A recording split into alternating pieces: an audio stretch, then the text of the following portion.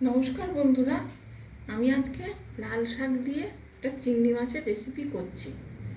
প্রথমে আমি কড়াইতে তেল দিয়েছি, সাদা তেল।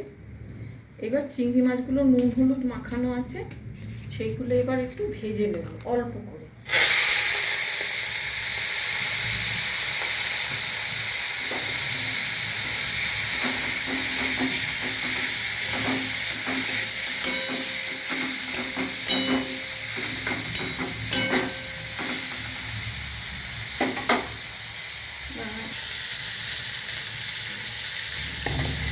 এই যে আমার চিংড়ি মাছগুলো ভাজা হয়ে গেছে।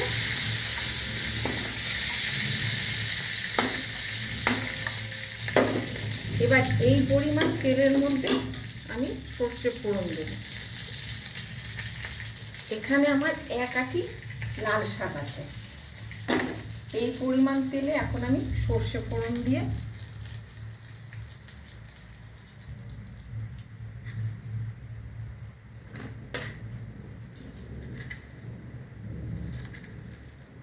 এবার আমি এর মধ্যে দিচ্ছি অল্প সর্ষে ফোড়ন।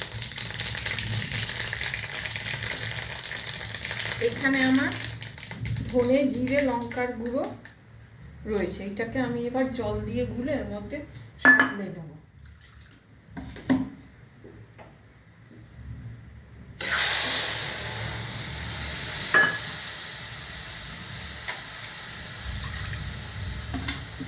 এর মধ্যে আমি এবার দেব হলুদ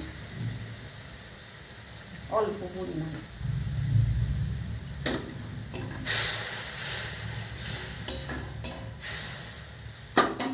এইবার এই লাল শাকগুলো এর মধ্যে ছেড়ে দেবো।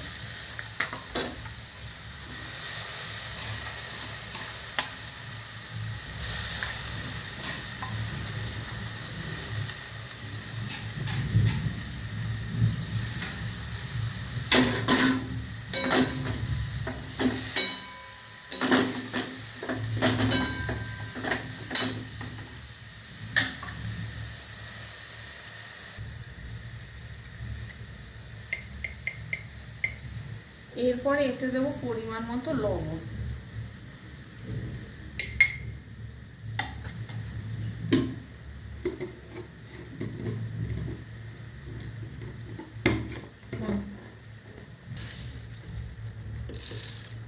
আর দেবো একটু মিষ্টি।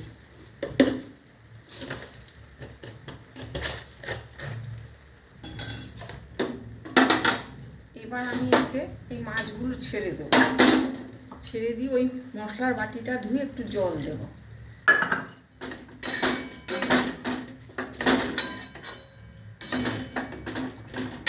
দিয়ে এবার অল্প আছে এটাকে সিদ্ধ হতে দেব।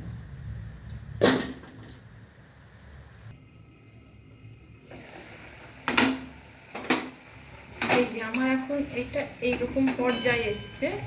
এইবারে আমি এর মধ্যে একটু ময়দা গুলে দিয়ে দেব।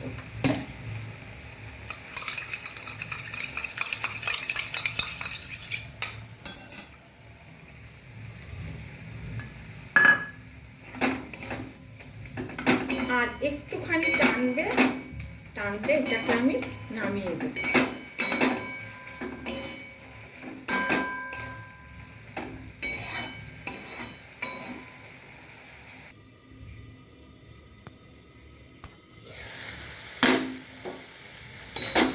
এই যে আমার এই যে লাল শাক দিয়ে চিংড়ি মাছ এইরকম টাইপের থাকবে, বেশি শুকনো হবে না, কিন্তু শুকনো হলে খেতে ভালো লাগবে না, এইরকম হবে।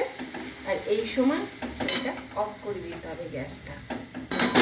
এই হচ্ছে লাল শাক দিয়ে চিংড়ি মাছ।